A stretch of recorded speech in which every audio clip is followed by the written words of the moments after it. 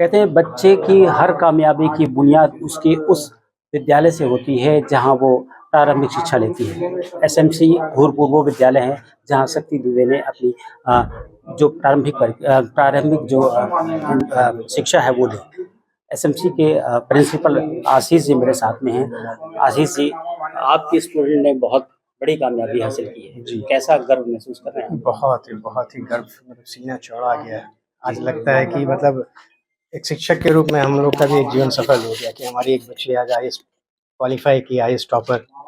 और IAS qualify करना तो अपने आप में एक बहुत बड़ी उपलब्धि है, लेकिन आईएएस में टॉप रैंक लेकर क्वालीफाई करना, ये उस उपलब्धियों में भी एक बड़ी उपलब्धि है और आज बच्ची ने वो कर दिखाया।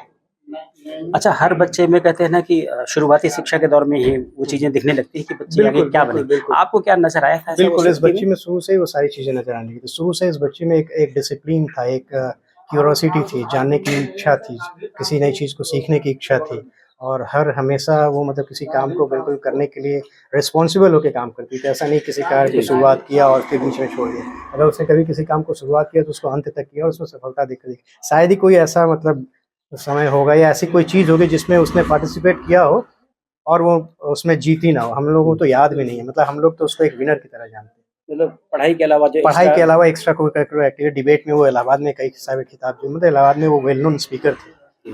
स्कूल के बाहर गई है, बाहर जाकर उसने खिताब जीता है। तो हमने बताया ना कि वो हम लोग के लिए एक विनर की तरह थी। कभी हम लोगों ने मतलब उसका नाम के साथ हम लोग लूज़र कभी जाने ही नहीं। हमें याद भी नहीं होगा कि कोई ऐसा पार्टिसिपेशन होगा जहाँ उसने अगर खिताब ना पाया हो। अच्छा, और वो गई है तो पाई है। शक्ति ने कभी ऐसा महसूस किया कि जैसे किसी चीज़ में वो नाकामयाब रही हो, फिर आपसे डिस्कस किया हो कि नहीं सर कैसे नहीं, अब नाकामयाबी तो इसको कैसे और ओवरकम किया जाए? चूँकि हमेशा वो कंसल्टिंग मोड में रहती थी, जैसा आपने बताया। नहीं, हमेशा आप लोगों हमेशा से वो राय लेती थी, कंसल्टिंग मोड पेरेंट्स में से। रहती थी, हमेशा गाइडेंस में रहती थी और नाकामयाबी वाली तो कभी कोई बात ही सोचा ही नहीं नहीं। कहीं नहीं, क्योंकि कभी अगर कहीं गई है तो नाकामयाब होकर वो लौटी नहीं है। हाँ, उसके अंदर एक ये हमेशा रहता था, जैसे होता है ना एक बच्चा जीत कर आया तो उतने से सैटिस्फाइड हो गया। उसके अंदर वहाँ पे उसका सैटिस्फैक्शन नहीं खत्म होता था। जी, जी। उसके अंदर था कि सर अच्छा था ना, और कितना क्या कर सकते थे सर इसको अच्छा है। मतलब आप सोचो एक विनर आके आपसे पूछा कि सर हम जीत तो गए, लेकिन और इसमें हम सर क्या अच्छा कर सकते थे। उस तरह की कंसल्टेंसी वो लेती थी। शुरू से ही एक जुनून था उसके अंदर, किसी चीज़ को करना है तो बिल्कुल परफेक्शन के साथ। जी। तो वो एक जुनून उसमें शुरू से ही दिखता था और हम लोग को विश्वास था कि किसी न किसी दिन लड़की कर दिखाएगी। कोई ऐसा वाक़या याद हो जब आप जिसको आज तक आप याद करते हों शक्ति का, विद्यालय बच्चे का? थे, बच्चों के साथ बहुत सारे वाक़ये रहे हैं, ऐसा नहीं कोई है। एक बस वाक़या। डिबेट्स वगैरह में जैसे कॉम्पिटिशन वगैरह, एक बार एक डिबेट में बच्ची पार्टिसिपेट करने गई थी। तो हालाँकि उसमें भी वो विनर थी, लेकिन पता नहीं उसको क्यों महसूस है, लगता है सर मैं इस बार वो हो जाऊँ, मतलब नहीं होगा क्या? लेकिन हम लोगों को विश्वास था कि नहीं, ये हम लोगों ने देखा था तो ये था कि नहीं बेटा तुम्हारे सिवा कोई जीत नहीं सकता। और जब जीत कर आई ना, जब आई तो बिल्कुल जैसे मतलब कहते हैं ना कि आँख में पानी, मतलब आँसू भर आया उसके। और फिर कह रही कि सर जीत गए हम।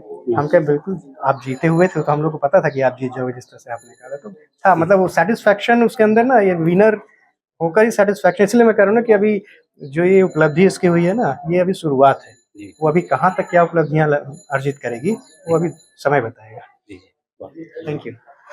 तो शक्ति के जो प्रिंसिपल हैं उनका कहना है कि शक्ति विजेता नहीं, बल्कि विजेता के बाद की जो स्थिति होती है, जिसको कहते हैं कि सुपर विनर, वो अपने विद्यालय की सुपर विनर थी और आज यूपीएससी का जब रिजल्ट निकला है, ये बात शक्ति ने साबित भी कर दी। दिनेश सिंह, टीवी 9 प्रयागराज।